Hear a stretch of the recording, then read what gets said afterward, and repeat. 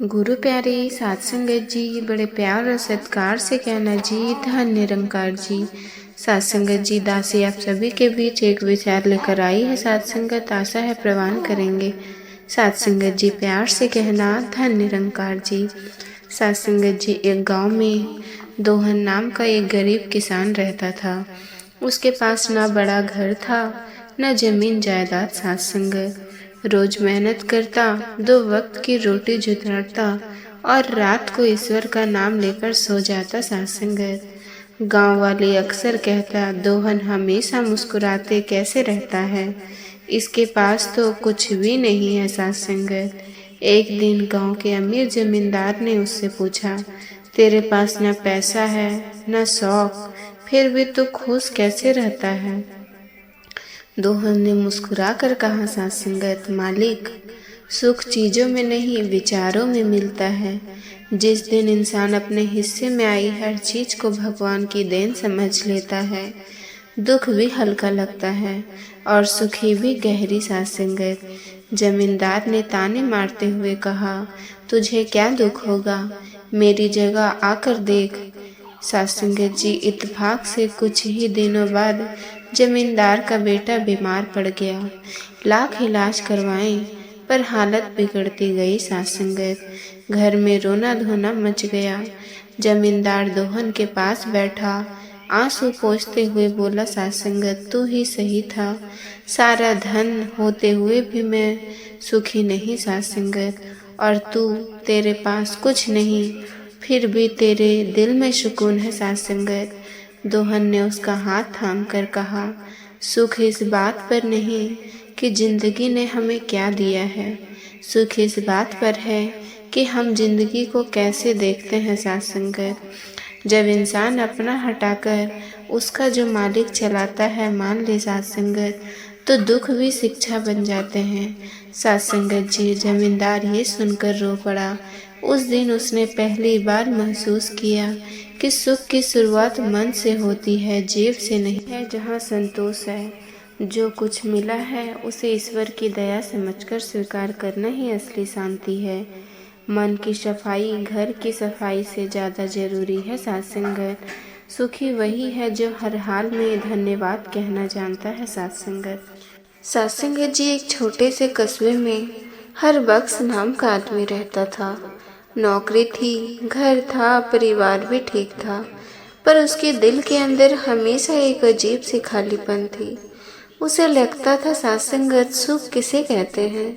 मेरे पास सब कुछ है, फिर भी मैं खुश क्यों नहीं? साध संगत हर बख्श अक्सर चिंता में डूबा रहता। साध संगत कभी पैसों को लेकर, कभी बच्चों के भविष्य को लेकर, कभी समाज में अपनी इज्जत को लेकर। साध संगत उसे लगता, जब ये सब ठीक हो जाएगा तब मैं खुश हो जाऊंगा। साध संगत लेकिन वक्त बीतता गया, फिक्रें कम होने के बजाय बढ़ती गई। साध संगत जी, एक रात उसका छोटा बेटा अचानक बहुत बीमार पड़ गया। बुखार तेज था, सांसें भारी। हर बख्श और उसकी पत्नी घबराकर उसे अस्पताल ले गए। डॉक्टर ने गंभीर चेहरा बनाकर कहा, इलाज होगा पर समय लगेगा। साध संगत चिंता मत करें, मालिक पर भरोसा रखें। साध संगत हर बख्श का दिल रो पड़ा। पहली बार उसने महसूस किया कि पैसा, चिंता, तनाव सब कुछ बेकार है। साध संगत जब अपनी संतान की सांसें लड़खड़ा रही हो, रात भर वो अस्पताल के बाहर बैठा रोता रहा। साध संगत उसके पास एक बुजुर्ग बाबा आए, सफेद दाढ़ी, शांत चेहरा, आंखों में अजीब सी करुणा। साध संगत उन्होंने पूछा, बेटा क्यों रो रहा है? हर बख्श टूट गया। बाबा जी, मेरे बच्चे की जान पर बनी है। साध संगत भगवान इतना दुख क्यों देते हैं? बाबा हल्के से मुस्कुराए, दुख नहीं देता बेटा, दुख तो इंसान के अंदर पहले से बैठा होता है। भय, लोभ, ईर्ष्या, चिंता, समय समय पर बस वो बाहर आ जाता है। साध संगत हर बख्श ने गुस्से में कहा, तो सुख कहाँ है फिर? बाबा ने धीरे से कहा, सुख की तलाश बाहर मत कर, अंदर कर। जिसे दबा कर रखा है ना, वो तेरे मन का सुकून है। सासंगत जी, सुबह हुई तो डॉक्टर ने आकर कहा, बच्चा अब खतरे से बाहर है। हर बख्श ने राहत की सांस ली। अब फौरन बाबा की तलाश में बाहर भागा, पर वहां कोई नहीं था। सासंगत, ना बाबा, न उनके पैरों के निशान, बस वही ठंडी हवा और वही सवाल। सासंगत, सुख बाहर नहीं, अंदर है। सासंगत, उस दिन से उसकी सोच थोड़ा बदलने लगा। दूसरा मोड़, पिता की मृत्यु। सासंगत, कुछ महीने बाद हर बख्श के बूढ़े पिता चल बसे। वो बेहद रोया। सासंगत, उसे लगा वो और टूट गया। सासंगत, शमशान से लौटते समय एक साधु ने कंधे पर हाथ रखकर कहा, मृत्यु दुख नहीं लाती बेटा, दुख इस बात का होता है कि हमने अपने लोगों को जी भरकर प्यार नहीं दिया। सासंगत, हर वक्त फिर सोच में डूब गया। क्या सचमुच में जीते जी अपने पिता को समय नहीं दे पाया? हाँ, वो हमेशा बिजी, तनाव में, चिड़चिड़ा। हर पिता एक कोने में चुपचाप बैठे रहते। सासंगत जी, इन दो घटनाओं ने उसकी नींद उड़ा दी। वो हर दिन सोचता, सुख मेरा छिन गया नहीं, शायद मैंने कभी पहचाना ही नहीं। सासंगत जी, धीरे धीरे उसने कुछ चीजें बदलनी शुरू की। सासंगत, छोटी छोटी बातों पर अब गुस्सा नहीं करता। सासंगत, परिवार को समय देता, जरूरतमंदों की मदद करता, हर सुबह 5 मिनट ईश्वर को याद करता और सबसे जरूरी अपनी सोच बदलने की कोशिश। सासंगत जी, पहले वो सोचता था मेरे पास क्या नहीं है, अब सोचने लगा मेरे पास जो है वो भी किसी की दुआ है। सासंगत जी, एक शाम उसका बड़ा बेटा स्कूल से आकर उसकी गोद में बैठा और बोला, पापा आप आजकल बहुत मुस्कुराते हो, अच्छा लगता है। हर बख्श की आंखें नम हो गई। सासंगत, उन्हीं पल में उसे समझ आया, सुख कोई चीज नहीं, सुख एक आदत है, एक सोच है, एक दृष्टिकोण है। बहुत कम लोग इसे पाते हैं। सासंगत, क्योंकि ज्यादातर लोग इसे बाहर ढूंढते हैं। सासंगत जी, सुख मन की रोशनी है, चीजों की चमक नहीं। सुख वही है जहाँ संतोष है, जो हर हाल को मालिक की मर्जी समझ लेता है, वही असल में सुखी है। सासंगत, बाहर की दुनिया कभी पूरी नहीं होगी। सासंगत, मन पूरा कर लो। सासंगत जी, एक छोटे से कस्बे में रूपा नाम की लड़की रहती थी।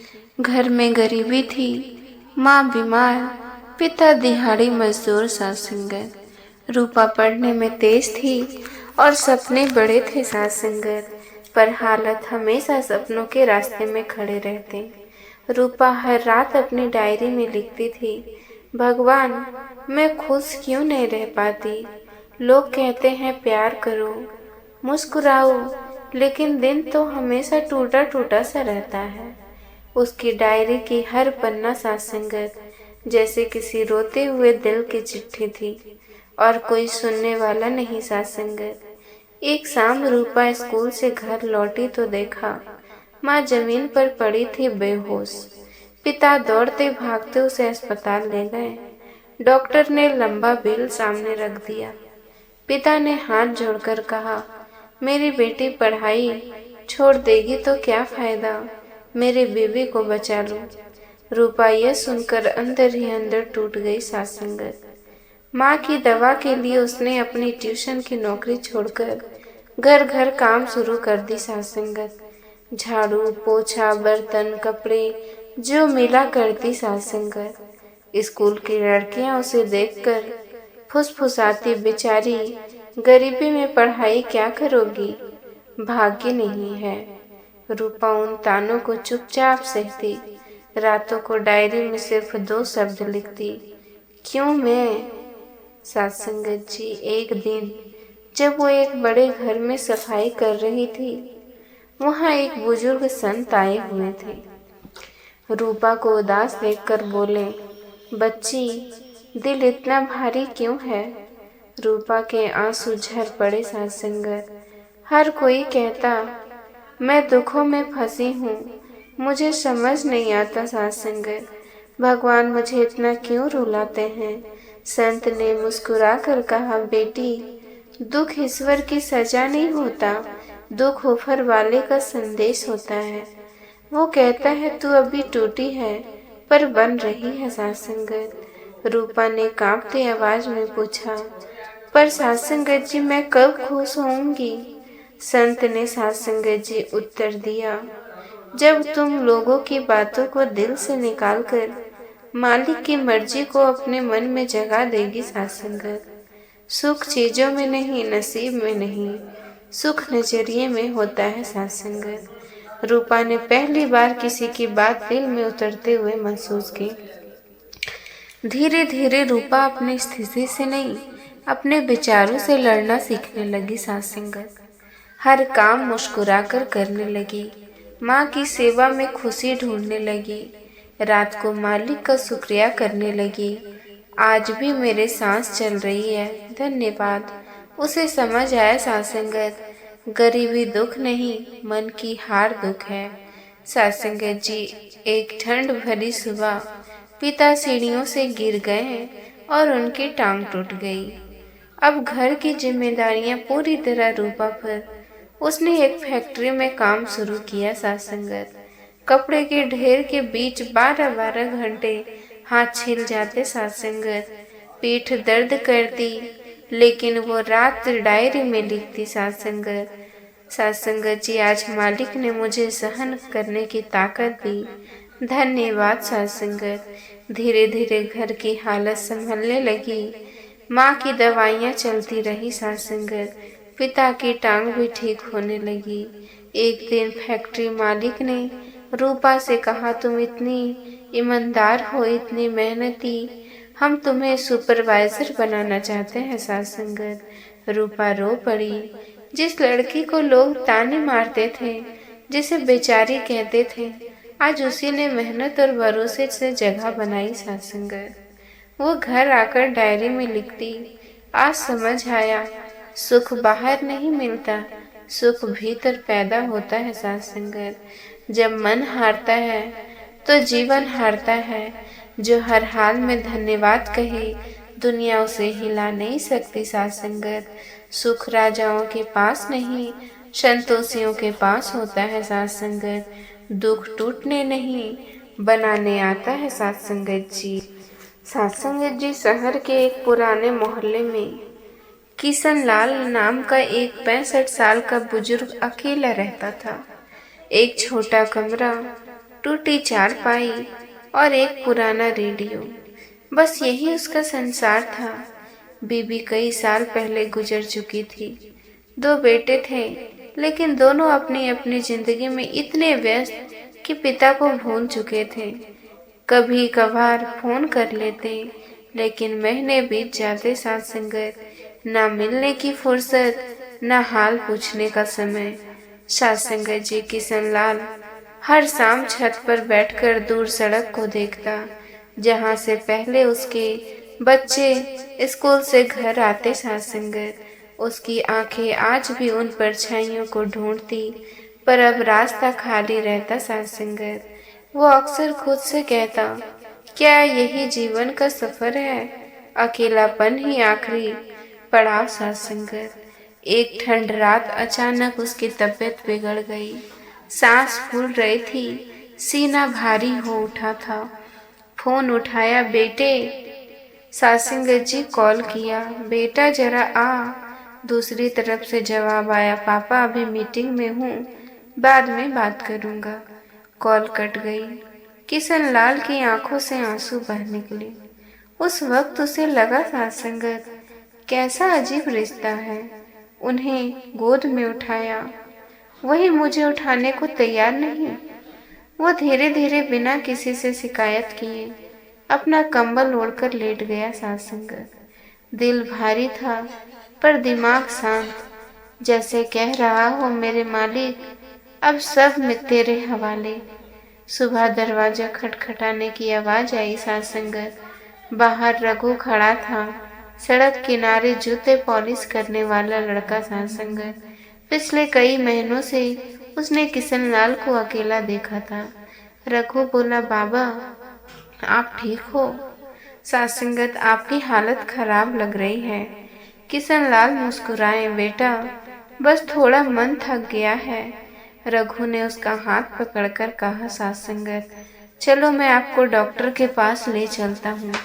किशनलाल ने कांपती आवाज में पूछा, मैंने तेरे लिए क्या किया है बेटा? रघु बोला, बाबा आपने मेरे लिए कुछ नहीं किया, लेकिन मैं इंसान हूँ और इंसान को इंसान के काम आना चाहिए। एक अनजान लड़के की ये बात किशनलाल के भीतर कहीं गहराई तक उतर गई। रघु रोज सुबह किशनलाल के कमरे में आता, दवा देता, खाना लाता, बात करता। किशनलाल का अकेलापन जैसे पिघलने लगा। सासंगत एक शाम रघु ने पूछा, बाबा आप इतने चुप क्यों रहते हो? किशनलाल ने जवाब दिया, बेटा जो बातें दिल तोड़ती है ना, वो जुबान कह नहीं पाती। रघु बोला, सासंगत जो दर्द बांटने से हल्का हो जाए वो दिल में क्यों रखा जाए बाबा? किशनलाल की आंखें नम हो गई। कई साल बाद उसने महसूस किया कि कोई है जो सच में उसकी परवाह करता है, ना स्वार्थ से ना उम्मीद से, बस इंसानियत से। सासंगत कुछ महीने बाद किशनलाल की तबीयत फिर बिगड़ने लगी। डॉक्टर ने कहा अब बाबा बहुत कमजोर हो गए, ज्यादा समय नहीं है। सासंगत रघु पूरी रात उसके पास बैठा रहा। किशनलाल ने धीरे से कहा, बेटा जिंदगी मैंने लंबी गुजारी है, पर खुश थोड़े ही रहना है। मैंने हमेशा अपने बच्चों से उम्मीदें रखी, जब उम्मीदें टूटती गई दिल भी टूटता गया। पर तूने मुझे सिखा दिया कि रिश्ते खून से नहीं दिल से बनते हैं। रघु रो पड़ा। सासंगत जी बाबा आप मुझे अपने बेटे जैसा मानते हो। किशनलाल मुस्कुराए, तू ही तो है जिसने मुझे दिखाया कि मालिक की दुनिया में सब कोई अनाथ नहीं है। सासंगत और उसी रात किशनलाल ने शांत सांस ली, जैसे वो मालिक की गोद में सो गया हो। रघु ने किशनलाल के अंतिम संस्कार की सारी जिम्मेदारियां ली, मानो वो सचमुच उसका अपना बुजुर्ग हो। थोड़े ही दिनों में रघु ने उस कमरे के साफ करवाया। वह एक छोटी सी लाइब्रेरी बनाई, जिसका नाम रखा किशनलाल शांत आश्रम, जहाँ अकेले दिलों को सुकून मिले। अब हर शाम वहाँ बुजुर्ग आते, बातें करते, हंसते और रघु चाय परोसते हुए कहता, बाबा जी कहाँ करते थे? सासंगत जी सुख खून के रिश्तों में नहीं दिल के रिश्ते में मिलाता है। सासंगत जी जो किसी के दुख में साथ खड़ा हो जाए वही असली इंसान है। उम्मीद जितनी कम रखो दुख उतना कम मिलता है। खून से नहीं दिल से बने रिश्ते जिंदगी बदल देती है। सासंगत जी सुख इंसानों से नहीं इंसानियत से मिलता है। मालिक कभी किसी को अकेला नहीं छोड़ता, बस रूप बदल देता है। सासंगत जी प्यार से कहना, धन्य निरंकार जी। सासंगत जी आप जी को ये विचार पसंद आया हो तो चैनल को सब्सक्राइब जरूर कीजिएगा। सासंगत जी बड़े प्यार और सत्कार से कहना, धन्य निरंकार जी।